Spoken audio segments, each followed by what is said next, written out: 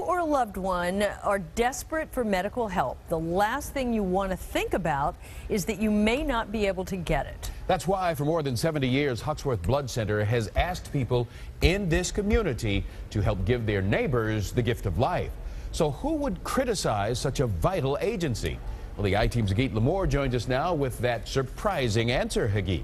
Hoxworth's director sat down with me to dispel accusations the blood bank isn't doing enough to get local supplies of blood platelets. The accusations come from a major platelet donor.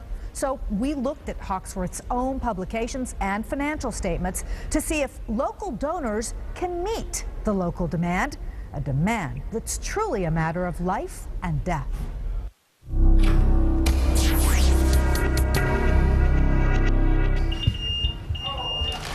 It may as well be liquid gold. How many bags of platelets do I get? This gift of a nameless donor You just get one.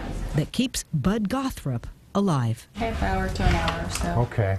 Tonight marks 4 weeks since his world turned. My doctor called up and said, your white blood cell count is off the charts. You have leukemia. Which means Bud needs what's in this bag to help his body stop bleeding. I don't know a lot about platelets or cancer or leukemia, but I know if I didn't have these platelets, I would be in serious trouble. Bud has been able to get the platelets he needs. All right, relax your hand. Thanks to donors like his friend Frank Farmer Loomis. It's just sort of a wonderful way of saying thanks for being alive. Who give up more than 2 hours at Hoxworth Blood Bank We're off and running. to give him a fighting chance. These will go back to the lab tonight and be processed. That's not always the case. We do have times when Hoxworth cannot give us any platelets. They have just basically run out. Nurse clinician Sharon Reilman says shortages have gotten better in recent years, but still spike around winter holidays or summer vacations. They have a problem and they need to address it. Patrick Heekin calls it an ongoing issue. He says he gets calls from Hoxworth regularly and donates platelets every 2 weeks sometimes, but it's not enough. Why do you believe Hoxworth is doing a lesser job than other blood banks? Because they're buying them from other centers. Those centers can only sell Hoxworth their platelets because they have a surplus. If it's a matter that we are buying, well, of course we would prefer not to buy, but we tried everything we possibly can to make ourselves self-sufficient. We are not. Dr. Ronald Socker is a world-renowned hematologist and the director of Hoxworth Blood Center. He confirmed our research that showed a 1 to 2% increase in the amount of platelets donors are giving every year.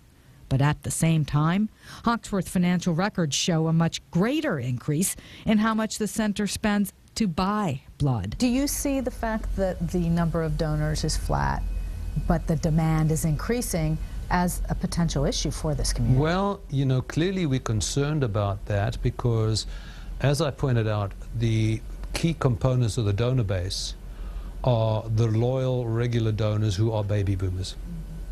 They're going to be needing blood rather than donating blood. We're very concerned about that.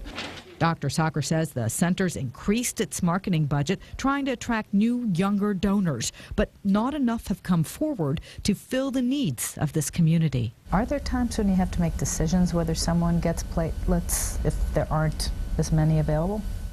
No, that's never happened. Some in the trenches disagree. But there are still times when we are short on platelets, and there we have to decide who gets the platelets. And it's usually the people who are actively bleeding, not necessarily whose platelet counts are just dangerously low. But Reilman says it's rare, and Hoxworth personnel tell us the center meets local demand because there are always emergency lots of platelets that haven't gone through all the testing or processing, but the doctors could choose to use in dire situations. Either way, everyone in the story agrees about the need for more local donors to avoid dependence on far-off centers. If you had leukemia or somebody that you love, would you be comfortable with their platelets sitting in Pittsburgh when it's snowing because you don't produce enough here? I think we have done better than we've done before. Are we as good as we would like to be? No. Bud Gothrop only wants to thank those giving him a chance These are the platelets going into my system to get better enough to get a bone marrow transplant and get me cancer-free. and one day to return to his home and job in Anderson Township. And it's volunteers like that that make this possible.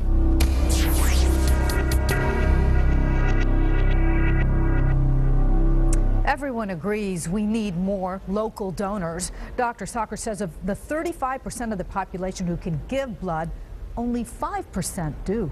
Yet donating blood and blood products is the only hope for patients like Bud. This is one product you can't make. You can only get it from kind-hearted donors. If you're interested, call Hoxworth or go online to hoxworth.org. Carol? Let's hope people are interested. Hagit, thanks.